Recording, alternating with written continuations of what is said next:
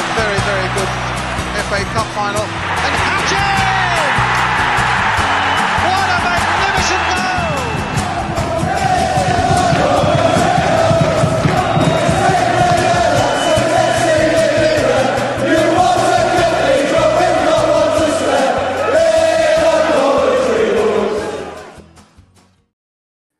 We're on our way. It's the Premier League. We're on our way.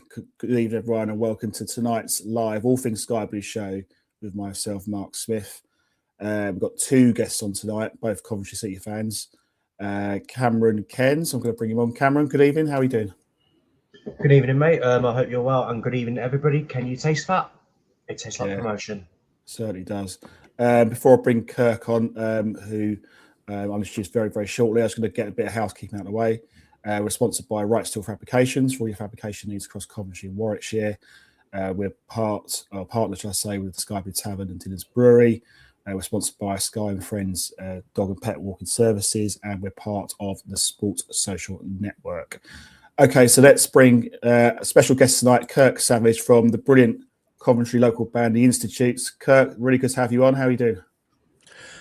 Still a little bit blurry-eyed. Still can't quite believe what's happened over the weekend and what might happen on Tuesday. But yeah, I'm good. Thanks. Good stuff. Great. It's great to have you on. Before we go into the football, I know you've got an event at the HMV Empire in Coventry on the 24th of April. And I think you've got a new song, The Mountain. Is that right? Yeah, we've got so we're playing at HMV Empire with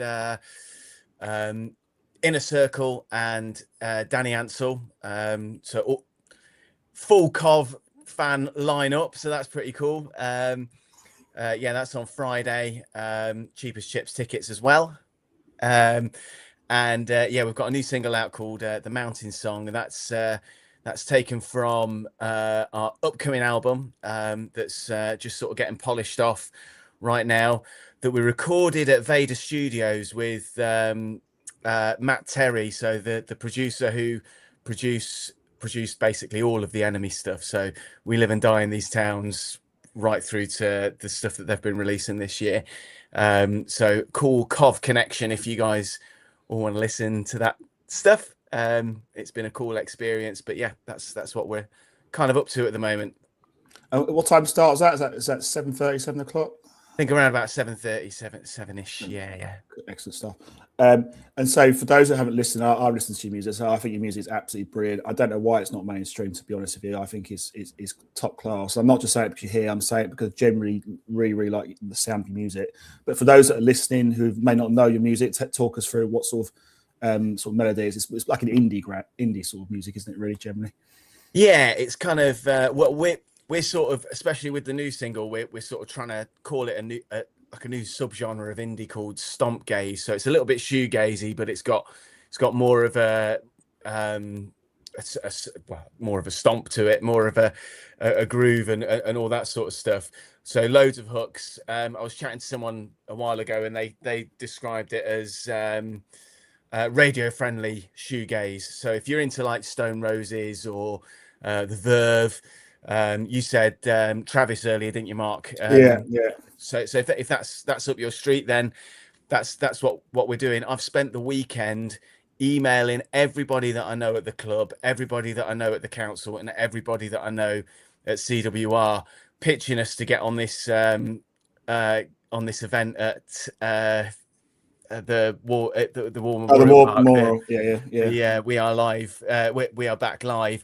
I haven't heard anything back yet, but if anybody likes our music and thinks we should be on it, then it'd be good to pester those people for us as well. Just thought I'd get it in there. No, that's fine. No, I mean, I'll definitely contact CWR on your behalf. I'm happy to do that because I think your music is absolutely spot on. So really good listen. But if anyone's obviously got a YouTube account and just listen to the Institutes, do a search for the Institutes on YouTube, you'll hear some of their music just to get a feel for it. And and also they're on X and Facebook, etc., and Instagram, of course. So give them a like, give them a follow, and I'm sure they'll appreciate that. So that's for, I think it's the next Friday, isn't it? 24th, or this Friday, shall I say now? So yeah, great stuff. So let's move on to the football side of it. We are Premier League football How does that sound, Kirk? Can you believe it? I still can't. I literally just before I came on, I was on Twitter and I saw a little graphic of the confirmed teams for next year in the Premier League, and there's about 8 of them, and our badge is there, Yeah. And it's still unreal. We sort of did our celebrating last weekend not after the Sheffield Wednesday game, after the Portsmouth goal, but and we decided to watch. We couldn't get up to Blackburn. Once we realised we couldn't get up to Blackburn, we thought we'd watch it at home, and just the graphic and it not being on FIFA saying Coventry are promoted. I still can't get my head around it. I still cannot. Are you? I mean, did you remember our last relegation in 2001? Or how old were you back then in 2001? Yeah, I was a 15-year-old season ticket holder, yeah, it was devastating. It was heartbreaking. It was one of those things where the older heads around me. So I used to go up with my uncle and his mates, and for weeks and months they were resigned to it, and all I'd known was, relegation battles and us winning them. So I still had that optimism right up until the Merson goal. I think a few of us did, to be fair. But I was, absolutely heartbroken. Never for a million years did I think it would take us this long to go back up, and that we would sink so far and travel so far as well to watch home games in the interim. I don't think anyone could have seen that. So, but just for the journey that we've been on, I think, it's dream come true time, isn't it? It's pinch me time. Yeah, I mean, I know Cameron's listening. I don't think you haven't seen us in the Premier League, have you, Cameron? I know you've only one, I think, when in the Premier League. I would have had no memories of it whatsoever. Wow. No memories of it at all. So for you, Cameron, first time seeing our club back in the big time, it is. I mean, for you, it must be incredible. It is. Words fail just to describe it. I've seen us in the doldrums. I've seen us go to places like Accrington, go to Accrington, go to Oldham, go to clubs like Crawley and Cheltenham. Great little clubs, genuinely with very fine histories. But when you think of Coventry City, you don't really think of them being amongst those football clubs, and that is a product of the years of neglect that we faced. And but to see that turned around, firstly by Mark Robins when he walked in, just changed everything. 2 promotions to the Championship, managed to help us establish ourselves in the Championship, and then Frank Lampard comes in and takes us to the next level.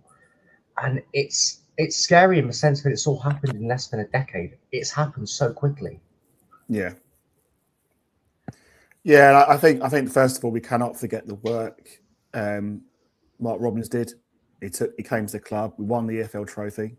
We went down to League Two, which was of no fault of Mark Robins. It was just, unfortunately, that's the situation he inherited. He got us up first season. I mean, thank God he got us up in that playoffs, because if we don't go up that playoffs, we could be talking about a completely different scenario. We could be talking about National League football. It was as bad as that. We got out 2 seasons in League One. We got out the second season. I want to say 5-6 seasons in the Championship, and now we're up. And 2 points for being, or 1 win, shall I say, for being the champions.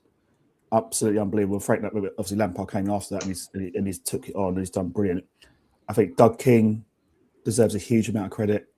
He took, Sisu really were, not in the long term. There was no long term planning there. Problems with the council, no ownership of the ground. We had no asset to own.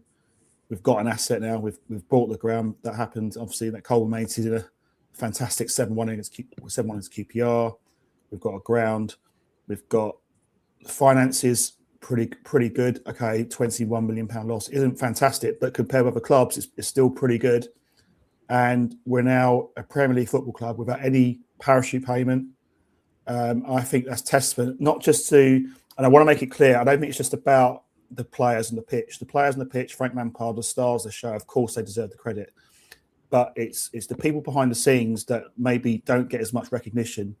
You know, Dr. Claire Marie Roberts, for example, performance director, even the marketing people, anyone within the club that have brought money into the club, and you know, it's a team effort. It's not just about on the pitch; it's off the pitch as well. And I think it's a really well-oiled machine now. This club, I think we're in a really good place.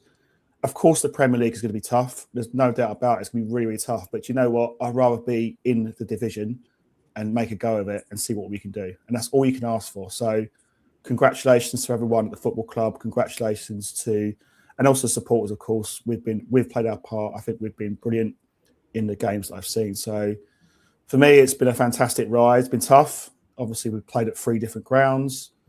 But we're there. We're in the Premier League. We've got to enjoy this feeling now. To be back where we belong, to be honest. We are a Premier League side.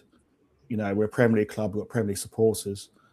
And I'm sorry if I'm rambling on a bit, but I'm just so proud and happy that we're back. And being at the stadium, I was very lucky to get a ticket at Blackburn. It wasn't, you know, I do feel for those people like yourself, Kirk. You mentioned not going, and I don't think Cam, you went. But it was an absolute privilege being there with the supporters. It was just fantastic. And I don't know. I mean, Cam, how do you sum up your feelings right now with the whole situation from your perspective? Because obviously you're from a different generation to me, with the younger generation. So I'd say I feel just that extra appreciative because when I started getting into football, it had been a few years since Coventry had been out the Premiership, and then they were kind of a lower mid-table Championship side with the occasional relegation fight, and then dropped to League One for several years, had a season in League Two, went back to League One, was out in 2, and then it's took us 6 seasons to get out of the Championship, which I think is sensible in the sense that you'll get a lot of clubs in the Championship who they see the riches of the Premier League and they will try and throw money out of it to get out the Championship as quickly as possible. And then when it falls flat on their face, they still live the consequences years and years and years later. Whereas we've been sensible, we've done it sensibly, we've done it with a clear plan in place, and it feels really good. And the fact that I get to see my club play the best of the best of the best of the best of the best in the world, yeah, that's exciting. People say, there's going to be some games where we take a 3-4, 5-0 hammering, but that's fine. You just use those games as lessons, because those games are what make you better. If we can compete and give it a good go, you know what? For me, that's already a good season. If we stay up, fantastic. Yeah. I mean, it's monumentally going to be tough, Kirk, but at the same time, it's just exciting just to be there. You know, the fact that we've got there. Obviously, the job's not done yet. We want to win the league, but just to say we're a Premier League club next season is just incredible, isn't it?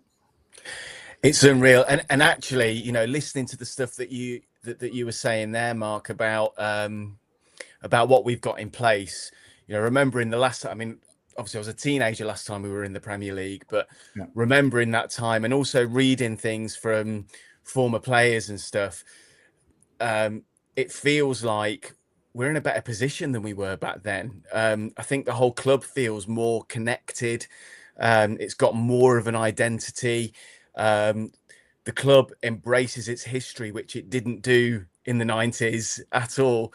I can't remember which 87 player it was that talked about they used to walk to the ground and there was nothing there about 1987 in the 90s. There was no sort of fanfare for those magnificent special players, and now it's plastered everywhere. And you know, and again, it's those other people like Stuart Court for gifting the fans We Live and Die in These Towns. People like Hummel for giving us some decent kits. Do you remember some of those horrendous ones from the 2010s? The Nike kits, yeah. Yeah, absolutely. And the last few Puma ones. Oh my God. Yeah.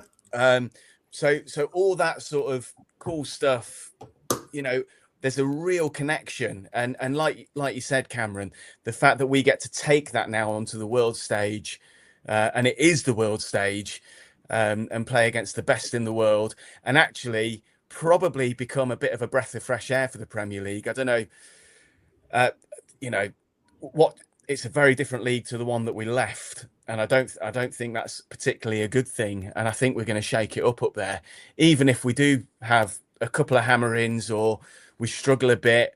I think we're really going to shake it up because yeah, we're a different gravy, aren't we, Cov fans? Certainly We are. are. We are. But like I just think I think things happen for a reason. I mean, I look back on the times the Dabo penalty miss season in the playoff against Luton.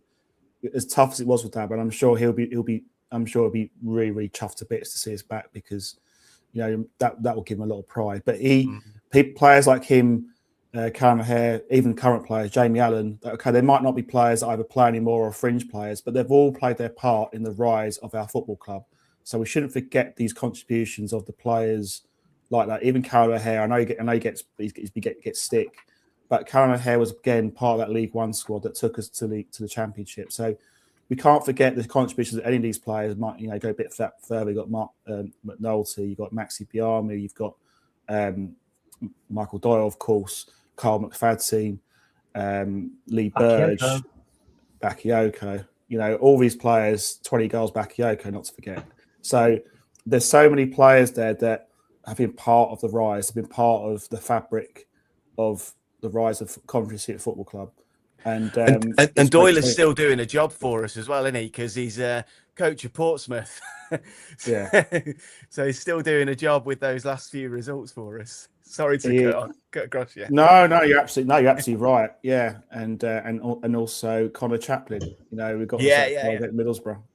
And I honestly think it's Portsmouth on Tuesday that we should roll the red carpet out for them because they've helped us out massively. And I've got friends who are Portsmouth fans as well, so I'm pleased from that point of view. But no, in all seriousness, I'm really, really proud. I'm going to get some comments. We'll talk a bit about Blackburn as well, the game itself. Katie talks Rovers. I know very well. Katie, good to have you on. Nice to see you guys. Absolutely gutted to draw. However, on reflection, we all got what we needed. Us a point and obviously our promotion. But Cameron, how impressed were you with Blackburn? I thought they were absolutely terrific on Friday. They were very good. Yeah, no, I co-sign that statement because it's easy to look at our performance and think, oh, we were poor, we weren't at the races, and while that might to some extent be true, sometimes you have to look back and actually praise the opposition at hand. Blackburn was never going to be easy. They need every point they can possibly get. Michael O'Neill has done a terrific job since he's walked in, which I'm not surprised if you look at the work that Michael O'Neill did with Northern Ireland, turning them from nobodies to taking them to the Euros and then almost taking them to a World Cup with a very unfancied squad. And that's what he has at Blackburn, a fairly unfancied squad that was picked apart over the summer. And he's getting results out of them. They are hard to beat. And that it wasn't, and people could say, yeah, it's a lucky point, but I don't really think it was a lucky point. We had to earn that point. We had to earn that point because I think on reflection, they deserved to win that game. But it was that moment of quality that we've had all season is why we got that point, because the best teams in the league pick up something where they don't necessarily deserve it. And that's what we did. And more importantly, it was that very point which confirmed our promotion. But full credit to Blackburn. Hope the season ends well. And hopefully one day your club will be vacancies free because Blackburn makes football a better place when they're thriving. So honestly, all the best, guys. Yeah, and I think like all clubs, every club has its time, and maybe Blackburn will have its time in the future. But obviously, this is our time. We've had a couple of real mini misses, Kurt. We had the obviously the Luton playoff heartache, and we had the further heartache last against Sunderland, which I felt we were the better side, but we just couldn't quite get that decisive goal. So I think it is our time. I think Blackburn. How impressed were you with Blackburn from what you saw in the game? They were great, weren't they? They were. Yeah, much like Cameron, I didn't think there'd be a rollover team. I don't think there are any rollover teams, in this league. And I think maybe, the tension to get it over the line, you could cut it with a knife, couldn't you? Definitely at Sheffield Wednesday. And I think the players were still feeling that at Blackburn. But yeah, the way they played was fantastic. And like you say, Cameron, that little piece of magic is what did it for us, and that's what champions do. They provide those little pieces of magic, and they sort of grind through when they need to. Though that kicking about at the end, that's what I used to do to wind up people that I was playing on FIFA. Yeah. It was awesome. It was cool. I love that stuff. So yeah, no, Blackburn were fantastic, and fair play to them. And you're right. I also loved the aesthetic of. I'm a bit sort of nostalgic, and I love old grounds, and I love the aesthetic of doing it in at Ewood Park in that cool old ground with proper stands and all that cool stuff. So I was happy that it happened there, and happy that 7,500 hardcore got to see it in the flesh, including our bassist Andy Lowe was there, moaning about the £7 stubby cans. But yeah, it was fantastic, and just the emotion around the city now, amazing. But Blackburn were fantastic. They've got some great players, and like you say, I'm sure their time will come, because they're a massive club. They're a great club with great fans. So yeah. I think they'll come back, but I think, as I say, they need to get the Venkies out. I think that's the problem with them, and obviously we know a thing or two about bad owners, so we do feel for them, but not right now. Obviously, this is our time and our moment. So, but I, for the purpose of this season, I don't see Blackburn going down. I think the three sides, probably the bottom three, will go down. I thought they were a good side. I guess their frustration would be, why did they not play like that early in the season, which most teams would say. But yeah, they certainly gave us a really, really good game. But I guess my only slight, just looking at the game as a whole, Cameron, the only thing I was a bit surprised about the team selection was no Romain Esse. He went kind of 5 across midfield, 3 at the back. And I felt that Blackburn got a lot of joy in that first half, purely because our fullbacks were pushed further forward, and Blackburn were just using the flanks to try and get and exposing, particularly Liam Kitchen, I thought, in that first half. Yeah, I agree with that. I saw that team. Oh, okay, this is a pretty pragmatic setup, and I wouldn't be at all surprised if that was actually the idea. Just let Blackburn enjoy a bit of dominance, and then maybe strike when they begin to tire. Although I imagine them opening the score and definitely wasn't part of the plans, and maybe the battery of the substitutions earlier. But yeah, it was surprising, and it definitely wasn't a nice watch on the eye. But then later on in the game, Hadji Wright came on, Romain Esse came on.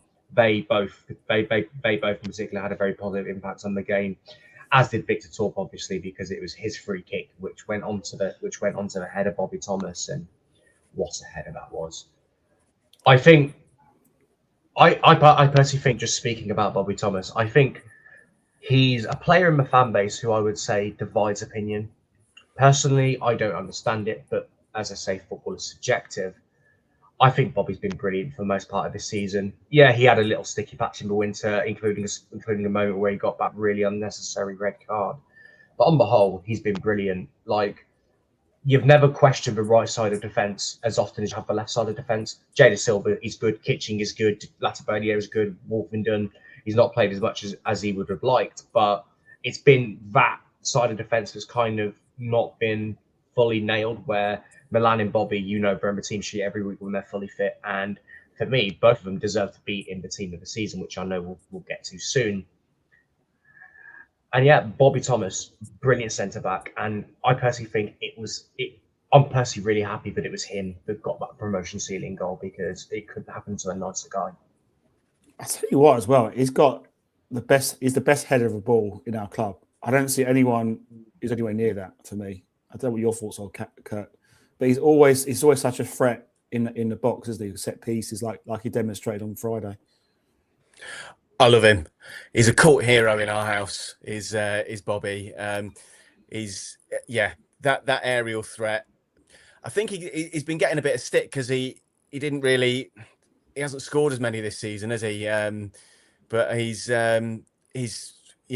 it's always there, and it's always something that he can pull out the bag. And I was so happy that it was Bobby that scored that goal. And it's an iconic image as well, isn't it? That's going to live long in the memory, and live long in the archives and on the broadcasts and on the posters and all that sort of stuff. Fantastic delivery by Talk, but that which you'd expect, but like he's a tall lad and he leapt like an absolute salmon, didn't he? Yeah, he did. Yeah. And the actual power on it was unreal. But yeah, we know he's got that in his locker. We know if he gets his head on it, it's probably going in. So fantastic, and what a moment.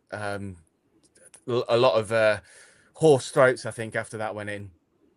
Yeah, including mine, because I've been taking Strepsils and I'm still I sound like I got a cold. My wife kept saying to me, "Please take Strepsils," because just it was just, I tell you, it erupted when that went in. It was absolutely amazing. Probably one of the loudest cheers for a goal I've ever come across. It was brilliant. It felt like a home game, to be honest with you. I'll be honest. When I got there to Blackburn, I got there about 7:00.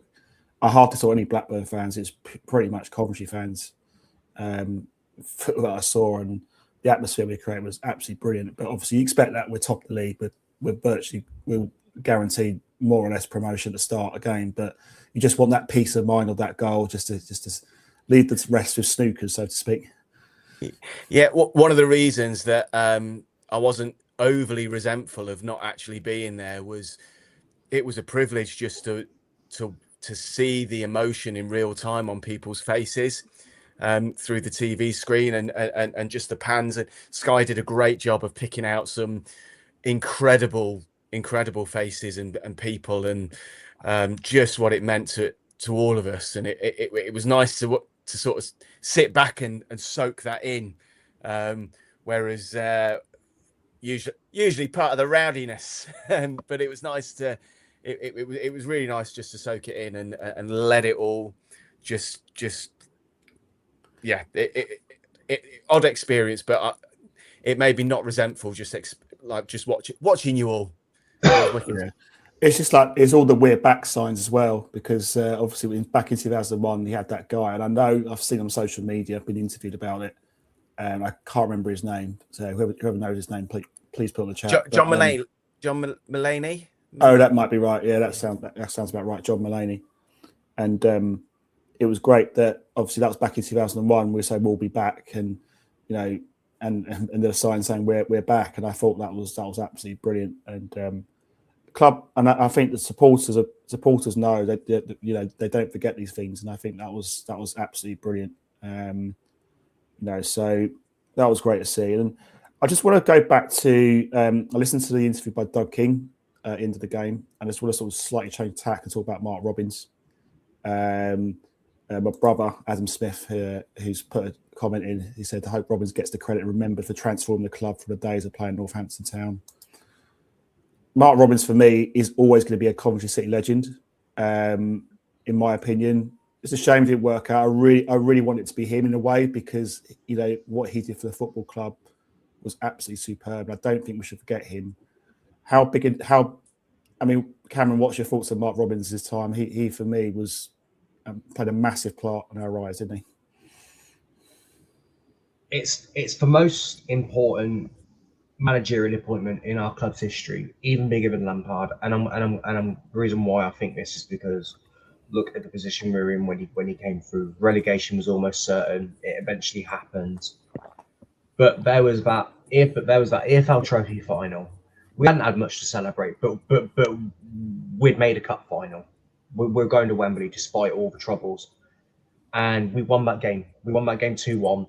And in a really, really bad season, we still got to lift the trophy. They still, even though, in terms of like domestically league-wise, you'd say it's probably one of the worst Coventry City squads in our history, yet they brought home a trophy, and not many Coventry City squads can say they did that. No. And people can say, oh, it's only the EFL trophy, but a trophy is a trophy. It's silverware. It goes in the trophy cabinet. And knowing that you did that, it was so it get. And I think that's why when we went down, there was still a degree of optimism that we would be competitive. Mark Robins would get his own players in. He built a squad in his own image. Then we went up first time, 2 seasons in League One. we established ourselves in the Championship, and this is work that Mark Robins did. But not only Mark Robins, AD Vivash. We had who was it? Dennis Lawrence. Yeah, Dennis Lawrence, who is the head of recruitment before Dean Austin. Was it Chris Bedlam? I want to say Badlam. Yeah, that's right. Yeah, Chris Badland. Yeah. He ended up leaving. Then that's how Dean Austin became the head of recruitment. But all that work needs to be acknowledged too, and it isn't just the coaching staff and the players. It's the receptionist at Ryan. It's the kit man who cleans the kits and sets the kits up in the dressing room and for training. It's the cleaners who clean the Ryan toilets to make sure that the facilities in the gym and on the football pitch are all safe to use. Like every single person employed by the football club, even in the club shop, even in the club shop in town, even the receptionist who's in charge of the ticketing inquiries, they all deserve credit because it is all one big family. Yeah, absolutely, and that goes back to my point about it's not just the team, it's not just the people out the pitch, it's the people behind the scenes you don't see. That have all played a big role in the rise of our football club. And yeah, I think it was really good that Doug King, that interview, mentioned Mark Robins, and Mark Robins has a lot of good things to say at the club, and I think there's a lot of respect there, despite the fact that he got sacked, and I think it was the right decision. But going on to Doug King himself, Kurt, I think that's the thing. He made some bold decisions, but he's got them spot on, and I think he deserves a huge amount of credit. He absolutely does. A mate of mine on our group chat started bringing out the receipts yesterday of everything we were saying when Robins was sacked, and then everything we said when Lampard was appointed, and wasn't that pretty. To be fair, wasn't that pretty. I'd said a few choice words. I was gutted. I was absolutely gutted because that period between him signing again for us and him getting and the beginning of that season really just felt so special. And I think I definitely was terrified of going back to the dark old days of rotating, because we didn't really know much about Doug then, did we? We didn't know much about Doug King, rotating managers. Russell Slade's face came back into my brain for the first time since he'd been sacked. All that horrible stuff. But to be fair to him, Doug has done some fantastic things.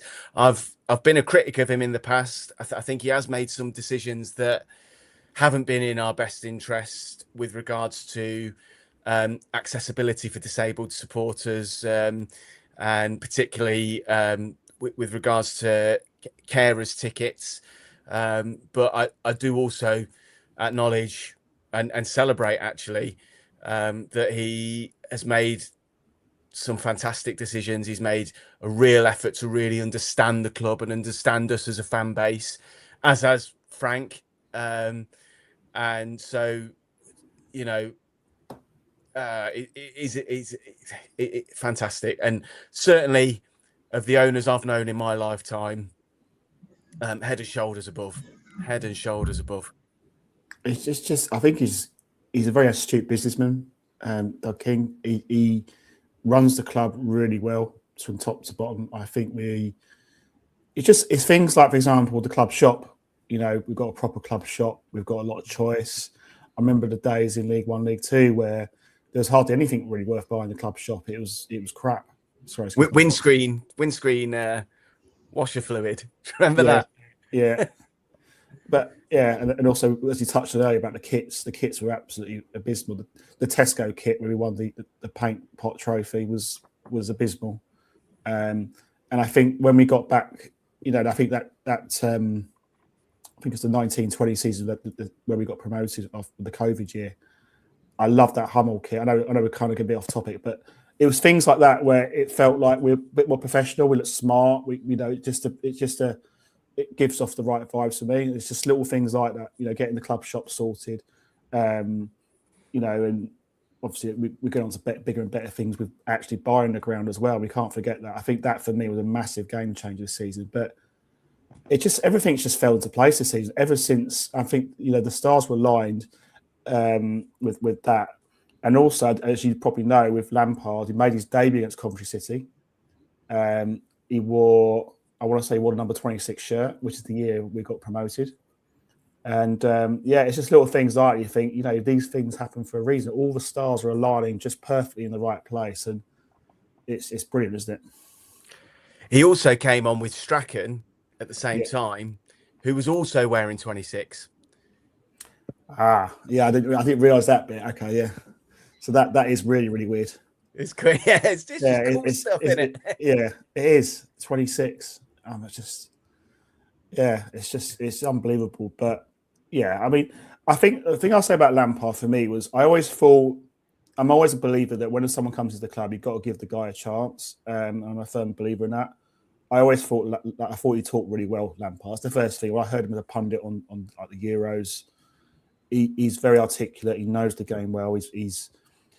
But once he gets to know him as a manager, when you hear him in interviews as it goes on, he's got a real humble side to him. He's not like, if you look at his career, he's had an absolutely fantastic career at Chelsea. Obviously, he's won pretty much, barring international ones, he's won every trophy in the game.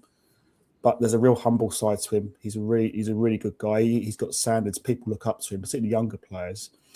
And that's not a dig at Mark Robins. He did a great job. But I think the younger players, they look at Lampard, they look at what he's achieved in the game, and there's almost that aura, that respect that he gave. And I think that's something that he deserves credit for. So brilliant appointment. He's got everything right. And I think now it's just about keeping going keeping it on there. Hopefully, I guess the only bone of contention is his contract situation, isn't it? I guess the only thing I could think of that could be ironed out, because we want to keep Lampard for a few more years. Was that to me? Yeah, sorry, I want anyone. Oh, sorry. No, that's all right. I'm just rambling on. So yeah, carry on. I can imagine, but obviously signing Rushworth family would be on top of the priority list. But I'd say one thing above that is giving Lampard a long-term contract, giving him the Premier League wages that he now deserves as a product of being now a Premier League manager again, because it's easy to forget that his last job was at Everton. I thought he did okay, given the trying circumstances. It was a difficult time to be an Everton fan, and obviously they were in trouble and in danger of going down. And who knows if he'd have turned it around, but I understand why Everton needed to act when they did. They brought in Dyche because he's a bit of a relegation Houdini. And because the narrative around Lampard was so negative that if he didn't work at Coventry, his chances of managing at the top level again were gone. So I think that's why it meant as much to Lampard as it did the players, because if you just look at how Lampard was speaking, like Lampard was in tears. And this meant as much to him as that first Premier League in 2005, as that Champions League in 2012, being at the World Cup with England. It's up there, like in terms of his greatest achievements, and it shows. He doesn't even have to say it. You can just tell that it was up there just by his body language.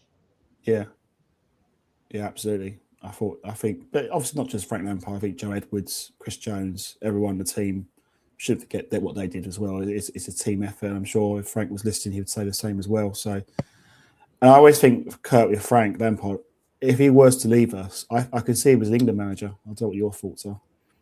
Yeah, I've literally been thinking that all weekend, 100%. And I think he'd be brilliant at it. I think he'd be absolutely brilliant at it. I mean, I'd be devastated if he was to go now. My initial thoughts when he signed was part of the golden generation. They were all up their own backsides.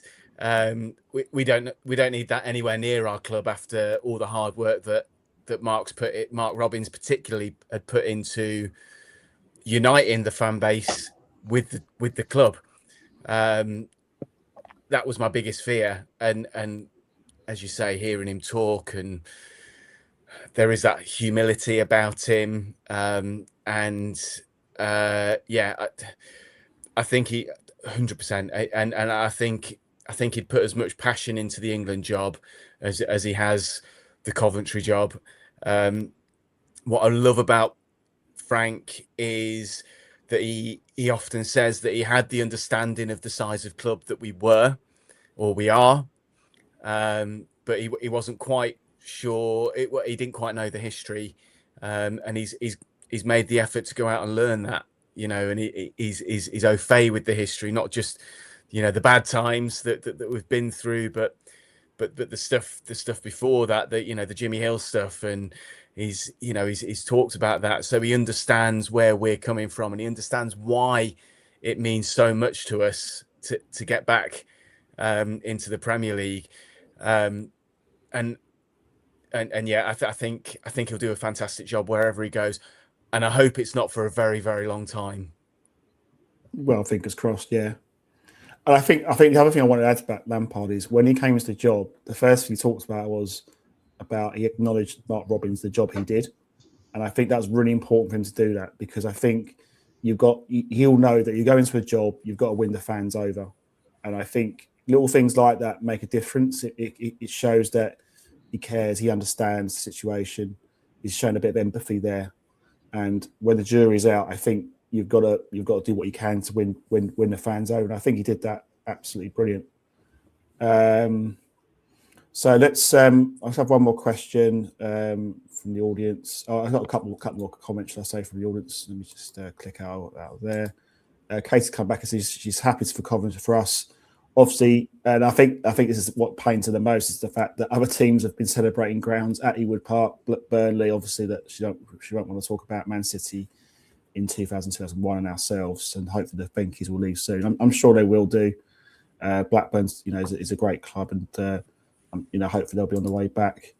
Brother's come back with a question about, and he's not a Coventry fan. Just to be clear, he's coming looking at it from an outsider point of view. He wants to know what's the difference in our performances with this year and last year. Rushworth, in his opinion, from what he's seen, has made a huge difference. Best keeper at Cov since Oggy. I'd say he's better. But Cameron, go to you to that question. What do you think has been the difference between this year and last year? Lampard has had a pre-season. That's the difference. And you're starting on a level playing field when obviously when Lampard had come in, we were kind of low mid-table. If we weren't careful, could have been dragged into a relegation fight. But he stabilised us, did better than we all expected as we made the playoffs. But the difference is he had a full pre-season with the players. He was clearly happy with the squad because the majority of the players who've been starting most games were here last year. And I think the only real first-team signing that had to happen was Rushworth, because obviously Oliver Dobbin had injured his ACL. And as much as we love Ben Wilson, he's not going to be a number one goalkeeper for a side that's competing for promotion. And Brad Collins' confidence, bless him, it was completely shot. He needed a lone move away just to enjoy his football again. Yeah. So Rushworth, definitely massive difference, and he's been absolutely superb. I do want to say, though, that as good as Rushworth's been, and he's been absolutely tremendous, and for me, he'll be Championship Player of the Year. I don't want us to forget about Oliver Dobbin either, because I think Oliver Dobbin was really coming of age as his Coventry stint progressed. He'd even made the Sweden squad, and he was even linked with a move to, I believe it was Lons in Liga. So yeah, he was being watched by clubs with a bit of brass to spend, and there's every chance that had he not injured his ACL, he might not have even been here anyway. In the sense that a good club abroad might have taken up his services, paid good money, and then who knows, Rushworth might have come in on loan anyway. The only difference is we wouldn't have someone recovering from an ACL injury. So Dobbin, fantastic keeper, and when he's back, it'll be nice to assess where he'll stand. But Rushworth, absolutely fantastic. I still completely agree with that statement. Yeah. I think for me, Rushworth, hands down, is our player of the season. I think, which you might think is ridiculous. Why are we talking about a goalkeeper? But his saves, the clean sheets, he's won us so many points. I think he's been, and that's not a dig at the defence. I just think we've got an outstanding goalkeeper, and I really hope that we get him as a permanent. But I know it could be tough because Brighton may think otherwise. They may want to get rid of Verbruggen. And other clubs maybe sniffing around the Premier League. But who stands out for you this season, Kirk, from our playing side? Yeah, I mean, obviously, Carl. I always thought that a club the size of ours, we are a big club, but we are, relative to the people that we're going to be meeting next season, we're not that big. I've always thought that a club like ours needs a fantastic keeper, and we've had them over the years, haven't we? Westwood, Oggy, Headman, Kirkland, and we've had them, and I think for the first time since then, we've had that standout goalkeeper. So Rushworth definitely there, but also Matt Grimes. Was it? It was after the Southampton defeat where their manager. They were asked what the game plan was, and they said it sounded like a bit of a Marvel villain, and he said, "My game plan was to crush the heart of the side, and the heart is Matt Grimes." But he has been, he's Captain Sensible, just sort of pushing, dictating the play, and everything goes through him. And what a signing he was, and it was obviously obvious during that sort of rough patch that it was taking its toll on all those minutes and holding that himself. And in comes cult hero Onyeka just to sort of give him some breathing room. And what a pair that's made. But Matt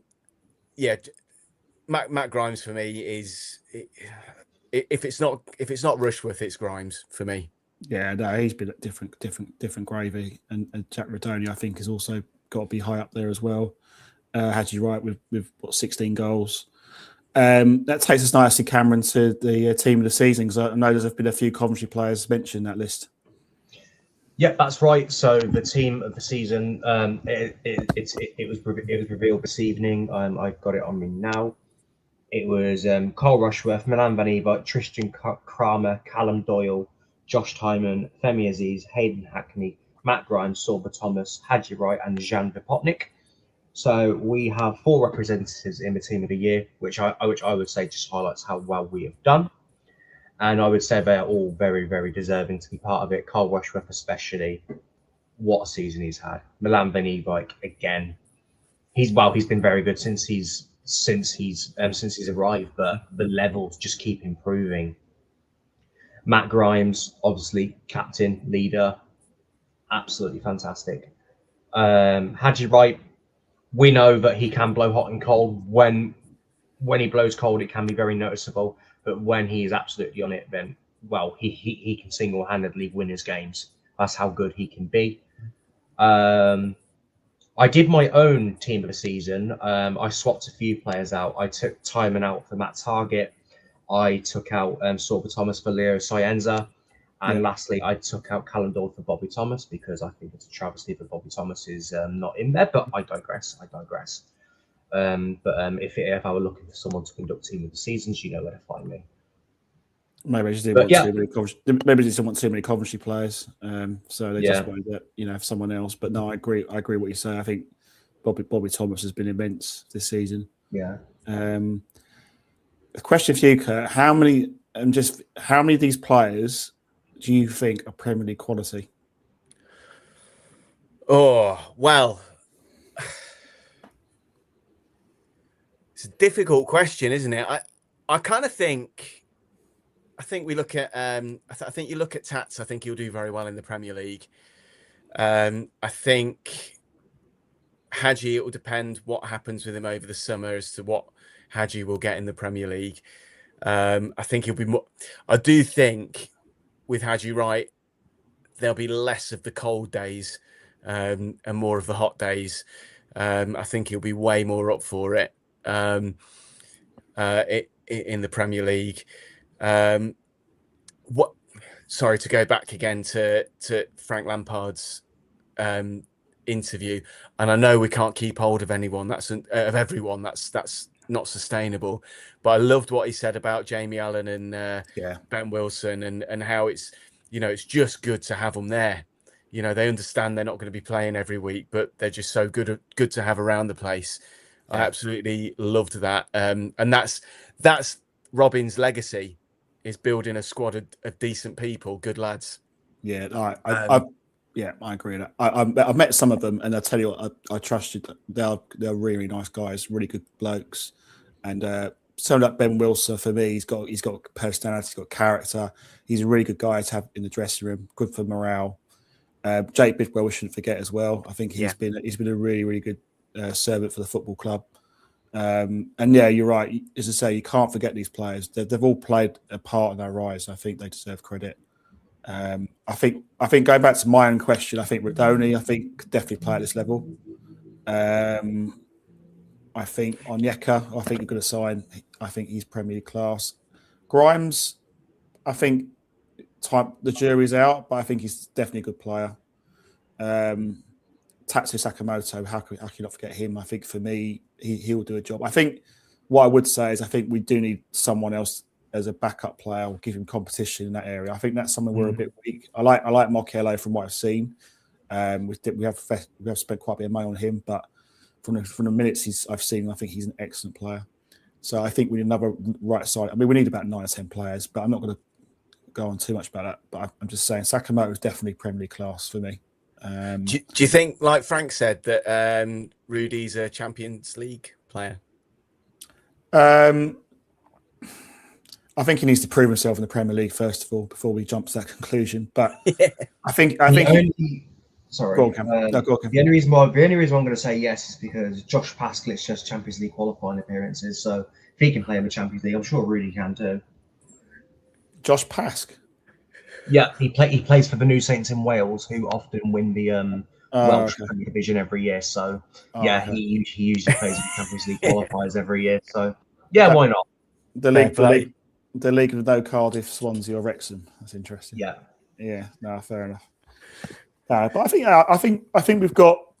I'm going to say 5 players who I suppose you can't really include Russia because he's not our player. But I think we've got 4 or 5 players there, and I think this is where the hard bit starts. Obviously, not now, but in the coming weeks, where and I'm sure our King will have plans in place for that.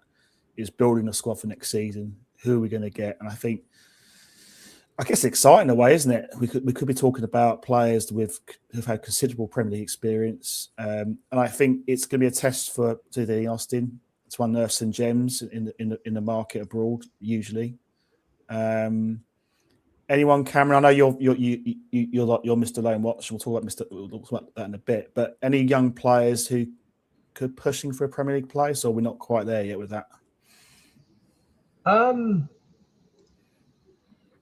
Like in our squad, yeah.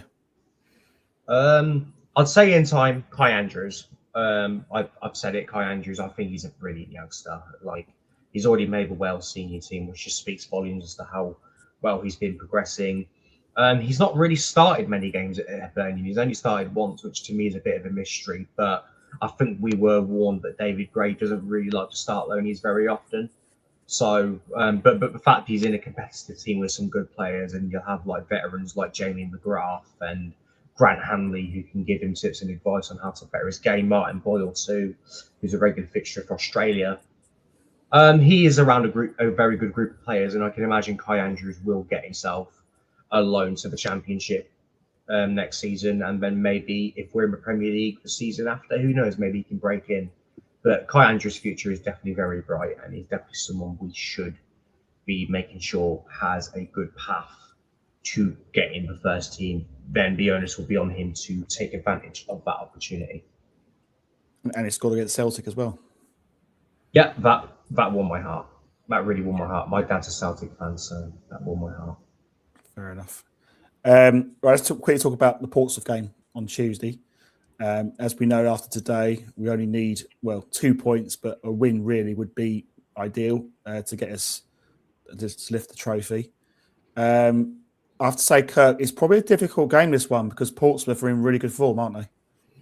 They're in great form. I watched the match against it was Leicester, wasn't it? At the weekend or yesterday. And yeah, they look they're fighting. Well, they were fighting. I think they feel like they've got over the line now. It looks kind of like they've got over the line now. So I think that's good news for us. I think if we got that fight in Portsmouth, I think we might be in for a different type of game. But it feels like the pressure's off a little bit for them now, or a lot for them now. As you said earlier in the pod, I think that bottom three are probably going to be the bottom three that go down. So that pressure's off them. So I think it might be a really good game for us, but it's an unknown. I don't know whether we're going to feel like the pressure's off us now and sort of start playing that free-flowing, beautiful football that we've gotten used to over the season. I'm not sure whether we'll blow off the cobwebs of the last sort of 3 games. So I think it's an unknown to me. If I was betting on it, I would bet on a decent Cov win, 3-0 or 3-1 or something like that. But we're Cov, and it's all up in the air, so it could easily be a 1-0 loss. Well, yeah, anything can happen in football. Cam, my biggest concern about this one is if we play the same kind of formation like we did against Blackburn, because I feel we look really vulnerable to the counter attack. If we lose the ball, teams generally trying to hit us through the sides and cause us problems. But what's your initial thoughts to Tuesday's game, Cam? I think the setup on Tuesday is going to be a lot more positive. I think we'll see SA and Mason Clark on the wings, with maybe Hadji Wright leading the line.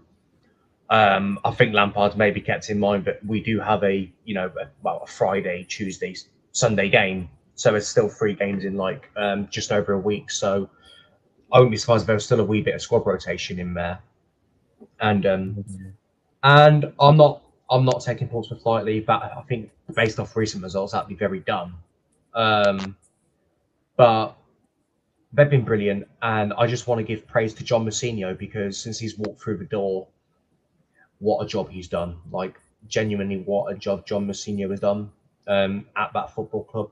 For those who haven't followed Portsmouth closely in the Championship, they still operate on a League One sized wage bill. There are League One sides who have a bigger wage bill than Portsmouth, and they're having to juggle that limited budget. They're having to sign sensibly, recruit from obscure markets, and while they're struggling, they're not that special. But when you're working with the small budget they have, it makes what they've been doing even more impressive, because I thought at some point they were going to fall down, they were going to be in trouble. But what they have is really resilience in spades, and that is not only a credit to the players who play out of their skin for that football club. Great football club, great fan base. For me, they have the best home fan base in the Championship. It's not even close. They just don't stop singing. Yeah. But the manager, he is the heartbeat of that. John Mousinho. He's a very young manager. He's only 39. I believe it's only his second job in football management, and what a job he has done.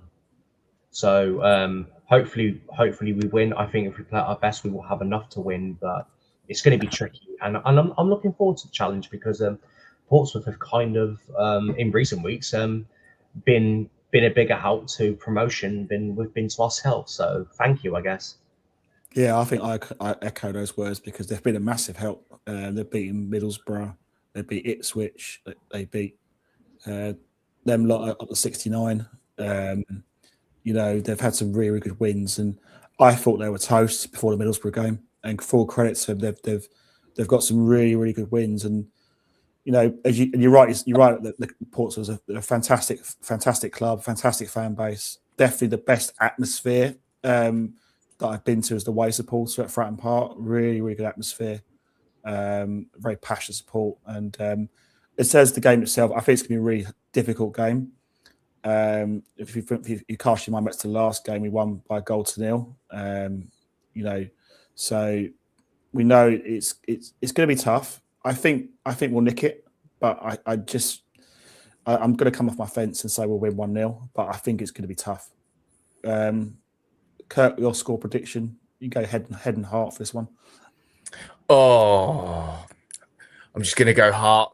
It's the time where we just go heart. So I'm just going to say 3-0. Just to add as well, Portsmouth are a fantastic city as well, with a brilliant music festival that we should be looking to emulate with Godiva Festival in Victoria's Festival, inner city festival, just like just like Godiva. We've played there a couple of times, and it's fantastic. I've got a lot of love for Portsmouth as a club and as a city. But yeah, I think I'm going to go Hart. I'm going to say 3-0. Cameron? I'm going to go with my trusty 1-0 smash and grab. Jamie Patton's not playing, though, just to be clear. No, it's going to be Jay DeSilva who scores the overhead kick this time. Jay still fair enough. I want to mention one more thing, Kirk, about I think it was the One Cov thing. I think you posted out.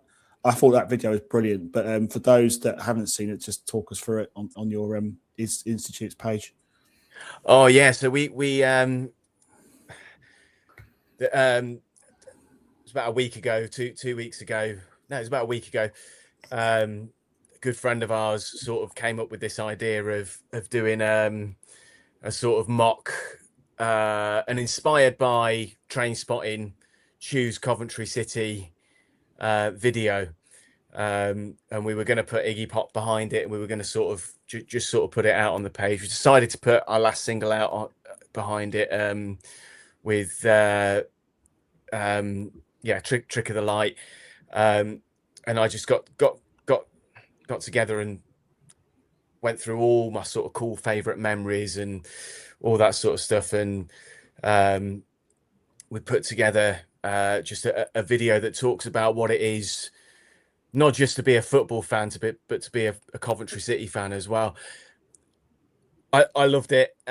It sounds really cool. I'd say have a look at it. I can't really describe it as more of that, but the images with the great job that Steve, our mate Steve Kerr, did with the voiceover as well, and the words are really, really cool. There are some really cool moments in there, I think, for any Coventry City fan, and also for any football fan. And it went a bit more wild than we expected it to when we put it out. So yeah, definitely check it out because it's a cool video, and I had a lot of fun making it. Yeah, no, it was really good. I saw that as well. That was really well done. So congratulations to you on that.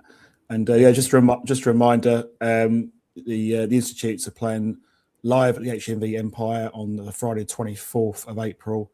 I think it's 7:30 start. I think tickets, is it $5.50 to get in at the I think $6.50. Yeah, $6.50. So yeah, definitely worth a visit if anyone's about. So tonight, thanks Kirk, thanks Cameron for tonight. It's been a brilliant show. I think we've all enjoyed it.